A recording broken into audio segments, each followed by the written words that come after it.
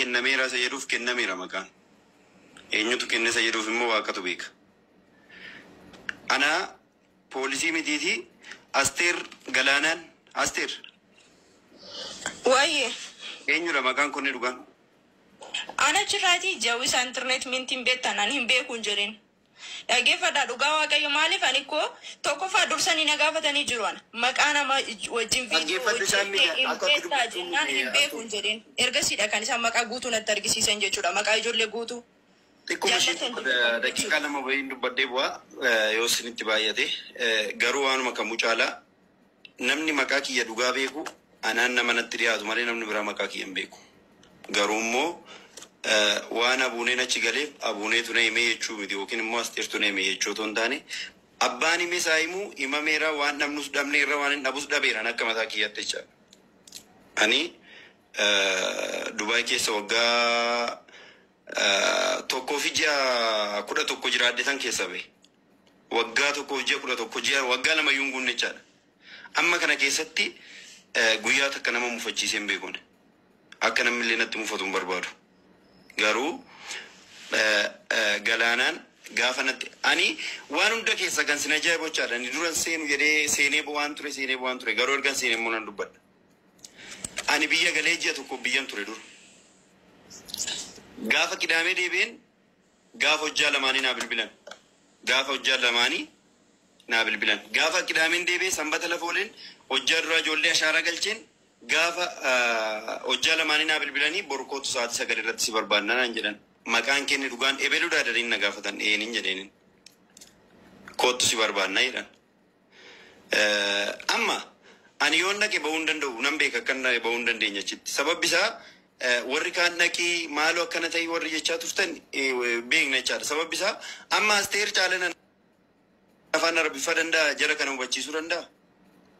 Anoo sinitti akkuma sinin jedhe waggaa lama ganaa reefin dhaqe Dubaay.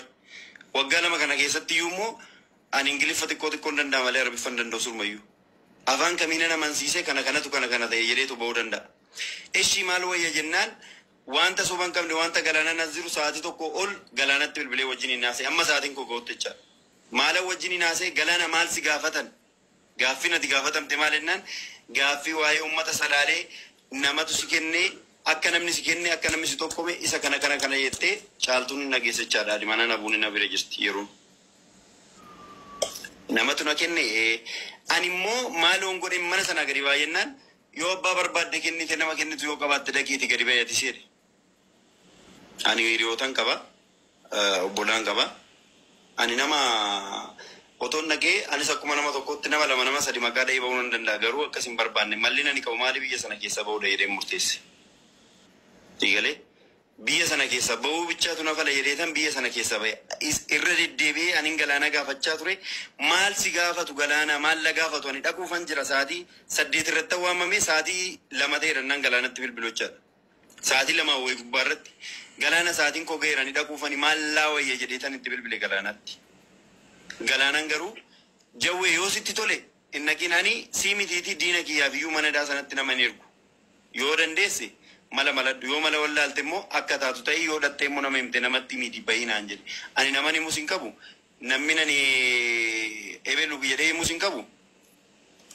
Sirumayyuu ba'uutu biyya kana keessaa nama mala jedheetan biyya sana gadhiisee bahe. Ani makiinaan qaba kaampaaniin qaba biyya sana keessatti abuunee wajjin hin qabne. Waan haasa'amaa ture immoo kanaan dura abuuneen namni baay'een gaaffii na gaafachaa ture. Iddoo biraarraa biyya biraarraa naa bilbilanii abuuneen hiriyaa keeti. Abuuneen wanta bahe wanta siin jedhe sitti meera wanta abuuneen siin jedhe nutti miidhan. Ani abuuneen homaa natti himne. Wanti abuuneen kanadha jedhee natti himen jiru garuu gaaffii garaagaraan na gaafatanii gaafota na gaafatan kan ammoo akkana jedheetan deebisee naan jedhe. Akkana jettee deebiste sun noormaalidha bakka gaafa gaafatamne nuti sin deebisna jedheetuman ani irra qallal jedheen dhiise. Gaafa abbaa abuuneen hidhamu nutu makiinaa isaatiin geesse bakka CID bakka seenamuu hin qabne abdiin asirra jira wajjin hin seennee maal ta'e mucaan keenya jennee wajjin hin falmaa turre wal tafaallamaa turre bakka seenamuu hin dhaqne jechaadha.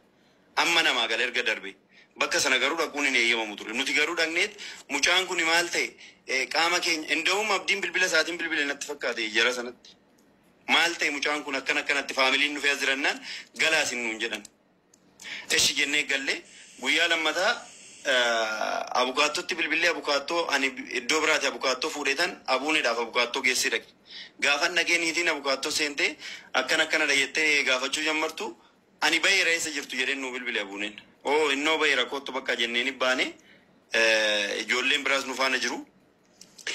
Maaltu ta'e akkam siin jedhanii maal jedhan jennaan wantumti naan jedhan hin jiru iyyuu jedhee abuuneen isa kanarratti dogongora qaba dogongora qaba. Garuu anitti meera gaa'umsanayyuu bilbilii fi saatii dheeraa wajjin hin haasofne yoo wanta siin jedhan jiraate namni si shakkaa boru kanatu sitti dhufa maaliif ijoolleedhaaf yaada kana ifan gootuun jedheenii jennaan anoo nama na gaafateef ifan godhaaf rakkoon qabu nama na gaafate kamiyyuu nan deebisaaf rakkoon qabu jedhe achumaan gungummiin ka'e tokko lamaan dhufee sadii afuriin dhufee gaafa kanaa Asteerii fi isaan kun dabalaman namni biraas dabalame ani an nagarramee na dhiisuu dideeyaa jirana waanumti sinnaa baruu qabdani anoo ji'a tokko tureetan qidaamee galeetan ji'a tokkottan deebi'ee ganaa ji'a tokko boodan deebi'ee dhufe gara Dubaayitti jarri kun amma ji'a tokkoo muluu na barbaadaa turammoo anannaan galle ammayyuu gaafa nani dhufe jawween dhufeera jedhanii bilbilanii jala sanatti himan. Anisuma kanatu naaf hin galle naaf iyyuu amma gaaffii kannatti ta'e waanuma kamiifuu inni darbeera waan dhabne irraa garuu warri haftan immoo of eeggadhaa warri biyya sanatti haftan of eeggadhaa of eeggannoo godhadhaa wanta gootan wanta qabdanis bakka bu'aas kennadhaa maalis godhadhaa maaliifi ani kana isiniin jechuu barbaadu hojiin keenya hojii wal fakkaatu hojjechaa turre hundi keenya iyyuu waa'ee viidiyoo warra salaalee nama keessa beekuuf lolli taphaadha bishee garba ani waa'ee siyaasaa minaamni viidiyoo salaaleen hojjette miti kunoo amma Itoophiyaan jiran Itoophiyaatti waa'ee viidiyoo salaalee maa hojjette jedhanii dhufanii maaf nan gaafatin maaliif asitti inni kunoo mootummaan barbaachisu jedhe viidiyoo sana keessattis immoo kan hojjenne ani gaafa sana iyyaadatta yoo taate gammeen jirtaati ani guyyaa sana gaafa du'a salaalee sana makiinaa bitadheen dhufe reefan makiinaa bitadhee maqaa kiyyatti zoorfadhee makiinuma kooyyuu reefan oofaa dhufe jechaadha makiinaa koo oofaa dhufeen karaarra dhaabbachaa jiru eenyufan bilbilee abuuneefan bilbilee eessa jirtan jedheeniin iddoo akkanaan jiranaan jedha achumaan hin dhaqee maaliif dhaabattu reessa naannoo tootti shirtee hojjechiifanne bee akkanaan anaafis na hojjedhaa bakka wajjin hin hojjennadee ittiin dabarree viidiyoo sana hojjenne jechaadha akkamitti viidiyoon sun ji'a 5 ji'a 6 booda gadi ba'ee too waa'een viidiyoo gaaffii ta'eera. Waanuma kamiifuu inni darbeera abbaan fedhe isaa himu abbaan fedhe isaa dhiisu ani kaleessa tokko jedheen jammaree arra garuu zeeroo irraa ka'ee boruyyuu nama guddaan taa biyya biraas deemuun nan danda'a iddoo barbaade nama waan ani nama ofii kiyyaa otoo hin taane nama karaa baneetu akkaataa hojiin itti hojjetamu karaa namaa banuudha waan ta'eef waan natti dhaga'amu hin jiru garuu warri haftanis of eeggadhaa akkuma keenya akka hin taane qabeenya keessan dhabdanii tatarafii kaatanii akkuma akka keenya hin taane hundi keessanii of eeggadhaa warri haftan keessattuu hiriyoonni koo warri haftan adaraa keessa isiniin jechuun barbaadaa galatooma.